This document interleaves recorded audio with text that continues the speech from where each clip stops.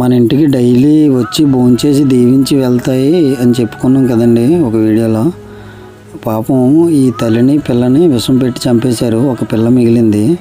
ఆ పిల్లని 15 రోజుల బట్టి నుంచి వెతుకుతుంటే ఎక్కడా దొరకలేదు. ఈరోజే దొరికింది. పిల్ల బాగా పాడైపోయిందండి. తల్లితో ఉన్నప్పుడు బొద్దుగా ఉండేది. 15 రోజుల బట్టి నుంచి వెతికితే ఎక్కడా దొరికింది కాదు. తోటలంటా భయపడిపోయి పాపం తిండేది లేకుండా చాలా దారుణంగా పాడైపోయిందండి. ఈ నోరులేని మూగజీవాల ఉసురు కంపల్సరీ వాళ్ళకి తగులుతుంది. ఆ తల్లి పిల్ల కాకుండా దానికి ముందు పుట్టిన పిల్లని కూడా చంపేశారండి. మొత్తం 3 ఆటల్ని. వాళ్ళకి చెయ్యిలు ఎలాగొచ్చాయో తెలియదు. విషం పెట్టి చంపేశారు. నేను 2 డేస్ ఊళ్ళో లేనండి.